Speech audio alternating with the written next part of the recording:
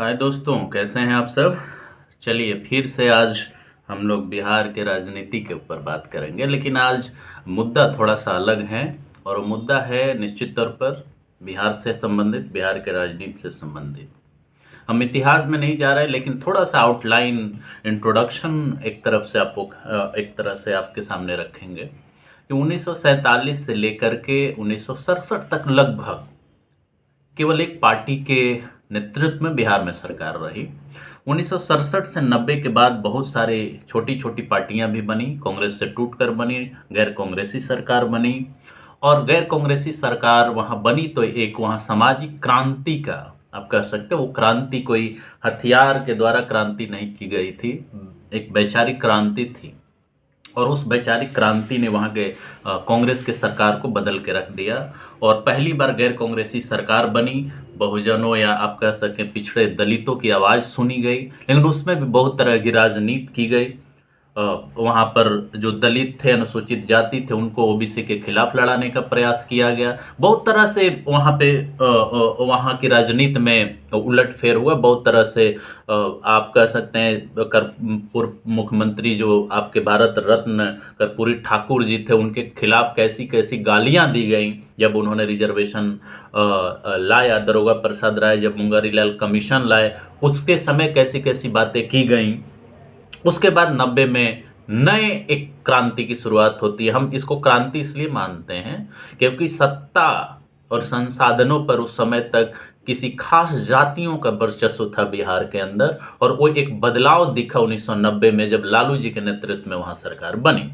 और 90 के बाद लगभग आप कह सकते हैं एक तरह से मतलब राजनीतिक सत्ता पर कब्जा जो है, राजनीतिक व्यवस्था पर कब्जा जो है, वो जो है पिछड़े वर्गों के नेतृत्व में वहाँ चल रहा है। एक एक तो ये ऐतिहासिक मतलब आप पैटर्न समझ सकते हैं, स्टेज समझ सकते हैं। और आज नीतीश जी के नेतृत्व में वो सरकार चल रही है, और आने वाले समय में भी हमें लगता है कि कोई ओबीसी का ही मुख्यमंत्री वहाँ पर चलेगा, और वही इस इतिहास को आगे बढ़ाएगा। हमारा सवाल ये है, और ये आप समझने का प्रयास करिए, बिहार विधानसभा का चुनाव बहुत नज़दीक है। हम कर रहे हैं बिहार के विजन के बारे में बात। किसके पास है बिहार का विजन? जब हम विजन कहते हैं तो इसका मतलब एक दृष्टि होता है, बिहार को हर मामले में विकसित करने का, बिहार को हर मामले में आगे करने का, जो उसकी समस्याएं हैं उसको दूर करके उसको आगे बढ़ाने का। चाहे वो शिक्षा का सवाल हो, रोजगार का सवाल हो, आधारभूत संरचनाओं का सवाल हो, हेल्थ का सवाल हो, मतलब स्वास्थ्य का सवाल हो, इन सारे मुद्दों पर, व्यापार का सवाल हो, औद्योगिकीकरण का सवाल हो, इन सारे परिस्थितियों पर, इन सारे मुद्दों पर जो ज्वलंत मुद्दे हैं उस पर किसका क्या विजन है। सामाजिक सद्भाव पर, अल्पसंख्यक पर, जो जातियां पिछड़ी हुई हैं, जिनका प्रतिनिधित्व अभी तक नहीं सुनिश्चित हो पाया है, उनका प्रतिनिधित्व कैसे दिया जाए, इस बात पर विजन किसके पास है?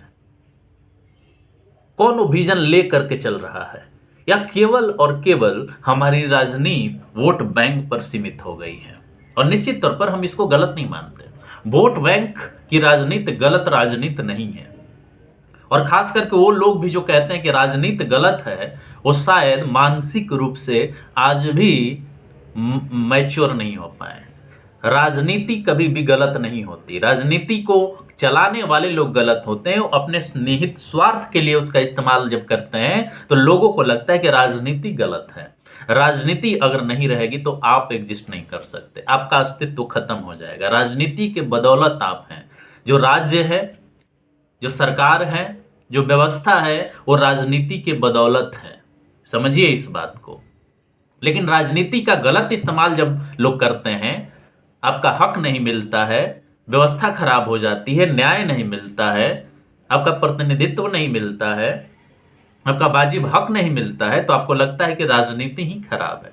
संविधान खराब नहीं है। अंबेडकर के शब्दों में, संविधान को चलाने वाले लोग खराब होते हैं। अगर वो सही तरीके से चलाए तो व्यवस्था भी आगे चलेगी। उसकी भावना का कदर करें, उसके लक्ष्यों को ध्यान में रखें, उस लक्ष्यों में विश्वास करें, उस हिसाब से व्यवहार करें, तो वो संविधान आपके लिए बहुत बड़ा एक आप कह सकते हैं कि एक एक एक बहुत बड़ा साधन साबित हो सकता है अपने साध्यों को प्राप्त करने के लिए। वही परिस्थिति राजनीति के साथ है। तो क्या इन सारे परिस्थितियों को समझने, उस पर काम करने, उस पर प्लान करने, उसकी रणनीति तैयार करने का विजन पार्टियों के पास है, या वो केवल और केवल वोट बैंक की राजनीति कर रही हैं? और वोट बैंक की राजनीति अगर सकारात्मक सेंस में हम कहें तो ये होगा कि आप हमारा वोट लीजिए, मुद्दों पर वोट लीजिए, हमारे न्याय के मुद्दों पर वोट लीजिए, जो संविधान का लक्ष्य उन मुद्दों पर वोट लीजिए, और लेने के बाद उस दिशा में काम करिए एक विजन के साथ, उसको अचीव करने के सेंस में, उसको प्राप्त करने के सेंस में। अगर शिक्षा है तो शिक्षा को भाई, अगर वो 63% है मान लीजिए लिटरेसी रेट, तो उसको 75 कैसे करना है, उसका क्या स्ट्रेटजी है आपके पास? अगर रोजगार क्रिएट करना है तो इतना रोजगार इस सेक्टर में क्रिएट करना है, उसका क्या विजन है आपके पास? उसका एलोकेशन क्या है? उसके लिए कितने बजट दिए गए हैं? आप किसको प्रायोरिटी पर रख करके चल रहे हैं? अगर मान लीजिए व्यापार है तो व्यापार को करने के लिए, बढ़ावा देने के लिए, अगर व्यापार के पार्टिकुलर सेक्टर में कोई दिक्कत आ रही है तो उसके लिए आपका क्या पॉलिसी है? वो पॉलिसी किसके फेवर में है? क्या वो पॉलिसी इंक्लूसिव है या एक्सक्लूसिव है? क्या समाज के सारे वर्गों का प्रतिनिधित्व उसमें मिल रहा है या नहीं मिल रहा है? क्या उस पॉलिसी से कुछ लोगों को आप अलग कर रहे हैं और कुछ लोगों को शामिल केवल कर रहे हैं? प्रशासन में सबका प्रतिनिधित्व है या नहीं है? प्रशासन न्याय सुनिश्चित कर रहा है कि नहीं कर रहा है? या केवल किसी जाति विशेष, वोट देने वाले लोग के फेवर में काम कर रहा है? ये सारी चीजें इस विजन में आती हैं। बिहार का विजन, यानी बिहार के सभी लोगों को आगे बढ़ाने का विजन, वो किस पार्टी में है, कहां से पता चलेगा? और इसका नकारात्मक, वोट बैंक का नकारात्मक पहलू क्या है? अगर कोई पार्टी और कोई नेता ये विजन लेके चलता है कि हमको सबको साथ लेके चलना है, हमको वोट कोई दे लेकिन हमें अपने लक्ष्य के हिसाब से चलना है, वो लक्ष्य क्या होगा? वो संवैधानिक लक्ष्य हो सकता है, वो सामाजिक न्याय का लक्ष्य हो सकता है। यहां सामाजिक न्याय का मतलब ये नहीं है कि कोई आपको केवल वोट दिया तो आप केवल उसी के लिए काम करेंगे। ये परिस्थिति भी देखी गई है, वो नकारात्मक पहलू है वोट बैंक का, राजनीति का वो नकारात्मक पहलू है, और बजाते हर जगह ये देखा जाता है। इसीलिए हम ये सवाल पूछ रहे हैं कि वो विजन किसके पास है।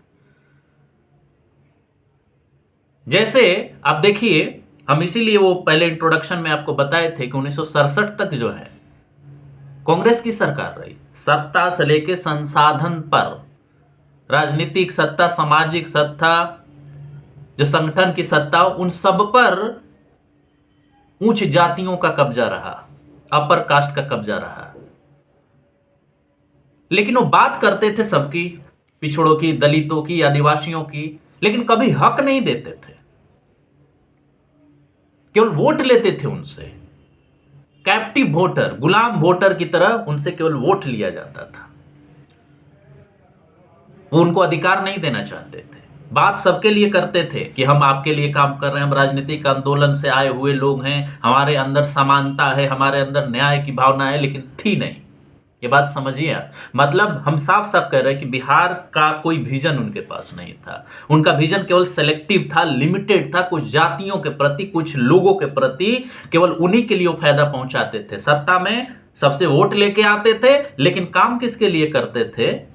कुछ खास जातियों के लिए। और ऐसे जस्टिफाई करते थे जैसे हम बहुत न्याय प्रिय हैं, बहुत ही संविधान प्रिय हैं, लेकिन थे नहीं। और उसका नतीजा हुआ कि 1967 में सरकार बदली, लेकिन उसमें भी खामियां रही।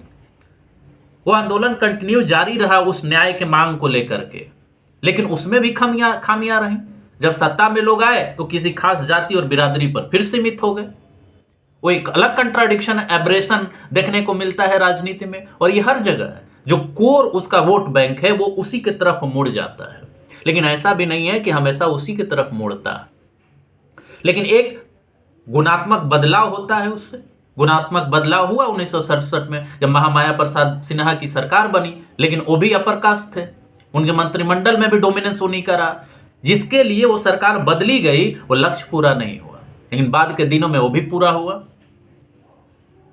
बाद के दिनों में वो बदलाव हुआ, ये पॉजिटिव एस्पेक्ट हो सकता है। लेकिन हम जो बात कर रहे हैं, हम ये बात कर रहे हैं कि क्या ये सारे बदलाव सबको ले करके चलने वाले थे या नहीं थे। 1990 में जब लालू जी की सरकार बनी, तो ये जो लेखक हैं या जो स्कॉलर हैं, उनके टेन्योर के समय जो देखे हैं और जो लिखते हैं, वो लोग बताते हैं कि उनके फर्स्ट टेन्योर में जिन मुद्दों को लेकर, जिस विजन को लेकर, जिस सामाजिक न्याय के विजन को लेकर, लेकिन एक बात ध्यान रखिए कि एक मायने में वो भी एक्सक्लूजनरी हो रहा था। कुछ जाति, कुछ समूहों, खास करके जो पिछड़े दलित और आदिवासी थे, उनकी बात हो रही थी। उनको हर जगह संसाधनों में अधिकार देने की बात हो रही थी। लेकिन उनके सेकंड टेन्योर में साफ साफ ये देखने को मिलने लगा कि वो किसी खास जाति, जो उनका वोट बैंक था, उसी पे केवल काम करने लगे। संगठन से लेकर संसाधनों में केवल उन्हीं का हित सधने लगा। ये विजन की कमी है। राजनीतिक दल और राजनीतिक नेता आज तक ये नहीं समझ पाए कि वोट जीतने का जो आपका तरीका है, जो पार्लियामेंट्री डेमोक्रेसी में first past the post system है, उसमें मेजोरिटी ऑफ वोट से आप जीतते हैं। लेकिन प्रतिनिधित्व तो आप पूरे राज्य और समाज का करते हैं ना, तो आपको एक्सक्लूजनरी नहीं होना चाहिए। आप उनको टारगेट करें, उनको उनका ऐतिहासिक जो हक है, ऐतिहासिक अन्याय जो हुआ, उस चीज को एड्रेस करें, लेकिन बाकी को आप एक्सक्लूड नहीं कर सकते। कोई भी देश, कोई भी समाज सबको साथ लेकर कहीं चल के आगे बढ़ेगा और विकसित होगा। सबकी बात करनी होगी, और केवल बात नहीं। फिर उसी बात पर हम आ रहे हैं कि केवल बात अगर करिएगा तो लॉन्ग टर्म में वो बहुत ही नुकसानदेह होगा, बहुत नुकसानदेह होगा। क्योंकि लोग समझने लगते हैं, एक बार आप वो कर लेंगे, 2 बार वो कर लेंगे नारों के सहारे, जो कांग्रेस करती रही। तो ये विजन की कमी लालू जी के सरकार में भी दिखी, और उसका कोई डिफेंस नहीं है। उसका डिफेंस केवल ये लोग करते हैं, उनके प्रवक्ता, कि लालू जी समाज के कमजोर वर्ग से आते हैं, इसलिए उन पे सब कोई सवाल उठाते हैं। नहीं, ये गलत तर्क है, ये गलत एनालिसिस है। ये डेटा बताता है, ये जो उस समय के जो लोग लिखे हैं, जो राइटिंग में उनकी जो बायोग्राफी जिन लोगों ने लिखा, उस समय के सत्ता के बारे में जो लोगों ने लिखा, उन लोगों ने डेटा के आधार पर ये बात कहा है और बताया है कि ये बात सही थी। कि उनके सेकंड टेन्योर में वही लोग केवल सत्ता में थे, वही लोग संगठन में थे, वही उन्हीं को कॉन्ट्रैक्ट मिलता था, उन्हीं को नौकरी मिलता था, सब उनके ही फेवर से हो रहा था। और ये आरोप नीतीश जी के ऊपर भी लगता है। तो ये बड़ा नकारात्मक है कि आपका जो वोट बैंक है, केवल आप उसी के लिए काम करें। ये बहुत ही नैरो विजन है, ये विजन नहीं है, ये दृष्टि नहीं है एक राज्य को आगे बढ़ाने के लिए। एक राज्य को आगे बढ़ाने के लिए समग्रता से सोचना होगा, सब लोग कैसे समाहित हों। लेकिन ये भारतीय राजनीति की क्राइसिस कहिए, संकट कहिए, चाहे अंतर विरोध कहिए, ये हो नहीं पाता, ये हो नहीं पाता, ये करते नहीं है लोग। जैसे ही सत्ता में आते हैं तो उनका विजन केवल लिमिटेड हो जाता है, केवल कुछ लोगों को आगे बढ़ाने तक हो जाता है, केवल कुछ लोगों को सत्ता और संसाधन में अधिक से अधिक अधिकार देने का हो जाता है। इस बात से तो एग्री करना होगा कि समाज के कुछ लोग हाशिए पर हैं, उनको आगे बढ़ाने के लिए सत्ता और संसाधन दोनों देना होगा। लेकिन इसकी वजह से आपकी नजर कुंद नहीं हो जानी चाहिए, आपका जो विजन है वो बंद नहीं होना चाहिए। सारे समाजों के अंदर जो भी वैसे लोग हैं जिनके साथ अन्याय हो रहा है, जिनको संसाधनों में अधिकार नहीं मिल पा रहा, उन्हें चिन्हित करना होगा। और इस मायने से अगर देखें तो जो कास्ट सर्वे था, कास्ट सेंसस था, वो बहुत अच्छी कदम है, और ये भारतीय स्तर पर भी, नेशनल लेवल पर भी होना चाहिए। निश्चित तौर पर जो तथाकथित वर्चस्वशाली वर्ग है, वो कभी नहीं चाहेगा कि संख्या के बल पर राजनीति हो। क्रिस्टोफर जेफरलोट का किताब आप उठा के देखिए, तो जो संख्या की राजनीति है, जो वोट बैंक की राजनीति है, उसने जो परंपरागत वर्चस्वशाली जातियां और वर्ग थे, उनको पूरी तरह से नेस्तनाबूद किया है। और नेस्तनाबूद करने का कारण है वोट बैंक की राजनीति। तो ये एक सकारात्मक पहलू भी है। लेकिन जैसे ही सत्ता प्राप्त करने के बाद वो सत्ता केवल इन्हीं समूहों तक सीमित हो जाती है, तो फिर विजन, जो विकास का विजन है, वो गलत होने लगता है, खराब होने लगता है। तो विजन किस राजनीतिक पार्टी के पास है बिहार के अंदर, और उस विजन को आप समझेंगे कैसे, कहां समझेंगे? क्या एक विजन नहीं होना चाहिए पार्टियों के पास कि हमारा ये विजन है? और आज की राजनीति क्या हो गई है? कैलकुलेशन, समीकरण। निश्चित तौर पर समाज में अगर वोट बैंक की राजनीति करनी है, सत्ता आपको पानी है, तो समीकरण तो बनाना पड़ेगा। लेकिन समीकरण होना कैसा चाहिए? समीकरण अगर हम बना भी रहे हैं, राजनीतिक पार्टियां बना रही हैं, तो क्या उस समीकरण में बिहार को या पूरे बिहार के समाज को आगे बढ़ाने का विजन है? जो राजनीतिक रैलियां हो रही हैं उसमें देखिए क्या हो रहा है, उनका एनालिसिस करके आप देखिए। एक जाति की रैली, एक वर्ग की रैली, मुद्दे भी जो उठाए जा रहे हैं वो सिलेक्टिव। कोई रोजगार का केवल मुद्दा उठा रहा है, तो कोई केवल शिक्षा का मुद्दा उठा रहा है। अरे भैया, एक ओवरऑल विजन है क्या आपके पास?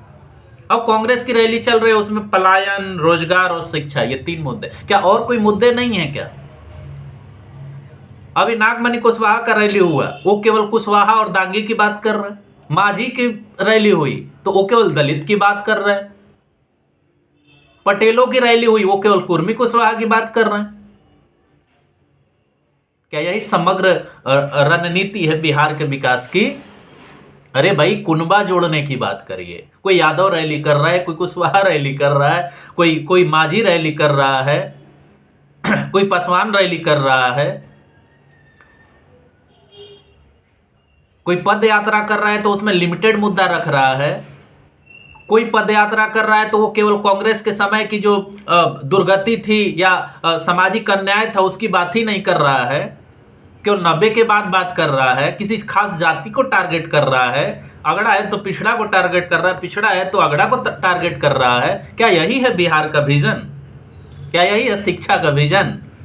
क्या यही है शिक्षा का विजन कि एक मुख्यमंत्री को केवल टारगेट करिए और दूसरे को एकदम दूध का धुला हुआ बता दीजिए? अरे भैया, ये संकीर्ण मानसिकता है, ये विजन नहीं है। और निश्चित तौर पर साथियों, ये विजन दिखता है उनके मैनिफेस्टो में। अगर होता है तब ये विजन दिखेगा उनके मैनिफेस्टो में। आप मैनिफेस्टो जरूर उठा के पढ़िए, उनके गतिविधियों पर नजर रखिए कि क्या वो विजन है या बस मीडिया के सहारे, सोशल मीडिया के सहारे, पैसों से मीडिया को खरीद करके, कुछ चैनलों को फंडिंग करके अपना पॉपुलैरिटी ग्राफ केवल बढ़ाया जा रहा है। विजन किसी के पास नहीं है। क्रेन से फूल बरसाने का एक कल्चर आ गया है, और जितना ज्यादा फूल बरसाया जाएगा, भाड़े पर के जितने भीड़ जुटाए जाएंगे, उससे माना जाएगा कि ये बहुत बड़ा नेता है। अरे भैया, नेता का मतलब विजन होता है। किस नेता के पास विजन है? कैसे बिहार में इंडस्ट्री बढ़ेंगे, कैसे वहां पर वाटर अवेलेबिलिटी बढ़ेगा, कैसे रोजगार पैदा होगा, कैसे शिक्षा को और आगे बढ़ाया जा सकता है, और बेहतर वहां शिक्षण संस्थान कैसे बनाए जा सकते हैं। अन्याय की जो पूरी व्यवस्था बिहार में बनी हुई है, या जिस रूप में हो आज तो बहुत कम हो गया है, वो अन्याय की व्यवस्था कैसे दूर होगी? जो माइग्रेशन हो रहा है उसको कैसे दूर किया जाएगा? तो ये हमारा विजन, ये उनका विजन। भाई, विजन का भी जो विजन है, जो दृष्टि है, उस दृष्टि का भी जो गोल है, उस गोल्स का भी एक कंपैरिजन होना चाहिए। और ये राजनीति, ये विधानसभा का चुनाव आपको बहुत बड़ा मौका देता है। ध्यान दीजिएगा कि जातीय और वर्गीय और राजनीतिक पार्टियों के विचारधारा की लड़ाई में ये इस पर विचार करना भी आपके लिए मुश्किल हो जाता है। उसी में आप अपने आप को आइडेंटिफाई करने लगते हैं। अगर आप किसी जाति के हैं तो उससे आइडेंटिफाई करेंगे, आप किसी वर्ग के हैं तो उससे आइडेंटिफाई करेंगे, किसी रीजन के हैं तो उससे आइडेंटिफाई करेंगे। ये ह्यूमन नेचर है।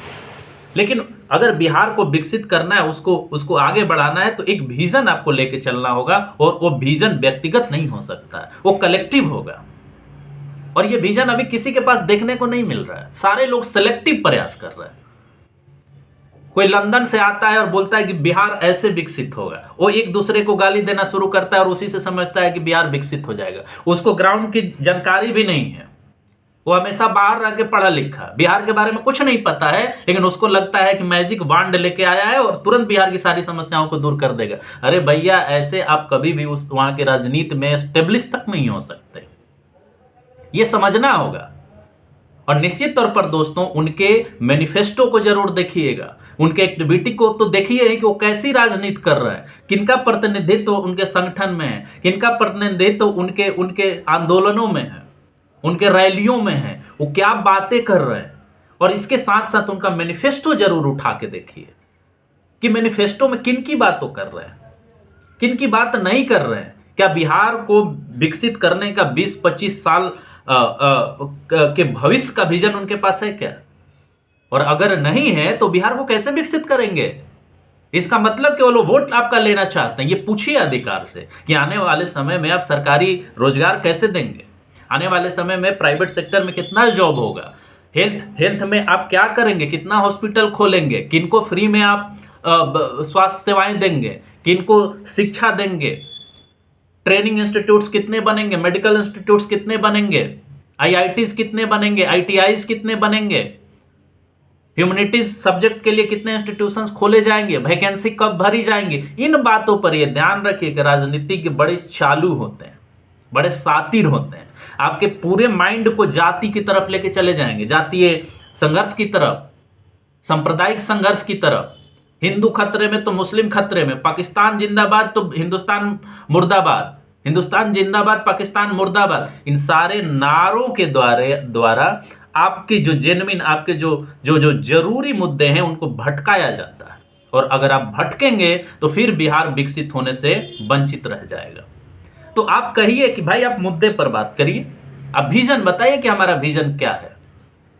थोड़ा सा मतदाता होकर सोचिए, अपने अधिकारों को सोचिए। जाति और फैमिली और विचारधारा ये सब चीजें ठीक हैं अपने स्तर पर, लेकिन जब मौका है बदलाव का, मौका है बिहार को अच्छा बनाने का, तो ये राजनीतिक सत्ता से तय होगा। और राजनीतिक सत्ता को अगर अच्छा बना करके आप चुनेंगे, तभी एक अच्छी राजनीति की शुरुआत होगी, एक विकसित बिहार की। आप राजनीति को हटा करके बिहार को विकसित नहीं कर सकता। तो आप पूछिए कि विजन क्या है, आप पूछिए कि किसके पास विजन है।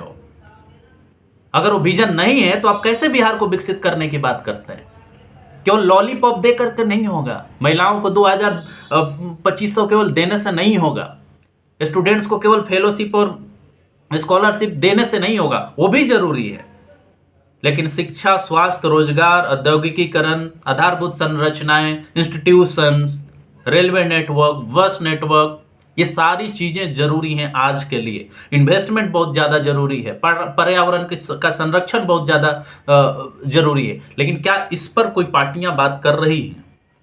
क्या व्यक्तिगत तौर पर केवल एक दूसरे को गाली देने से बिहार विकसित होगा? और एक बात ध्यान रखिए कि ये सब चीजें जो व्यक्तिगत गाली देना, हिंदू राष्ट्र बनाएंगे, बिहार को हिंदू राज्य पहला बनने देंगे, हम नहीं बनने देंगे, तो ऐसे करेंगे, ये सारी चीजें आपके जेन्युइन मुद्दों से ध्यान भटकाने वाली होती है। तो पूछिए कि आपके मैनिफेस्टो में बिहार का विजन कहाँ है? बिहार को आप 20 साल आगे किस रूप में देखते हैं? कैसे आप विकसित करेंगे? पूरे बिहार को संपूर्ण रूप से आप कैसे लेकर के आगे आगे चलेंगे कि किसी खास जाति और बिरादरी की ही नहीं? निश्चित तौर पर वो एक सामाजिक न्याय का सवाल है, लेकिन कोई भी व्यक्ति आए चीफ मिनिस्टर के रूप में, उसके पास पूरे बिहार का विजन होना बहुत ही जरूरी है। अगर वो पूरे बिहार का विजन नहीं दे पा रहा है, सारे लोगों को एक साथ लेकर के चलने की बात नहीं कर पा रहा है, तो शायद उसमें नेतृत्व करने की वो क्षमता नहीं है जो बिहार को अभी जरूरत है। तो दोस्तों, हम उम्मीद करते हैं कि आप अपने तार्किक क्षमता से ये सारे सवाल पूछें, हम भी पूछें, आप भी पूछें।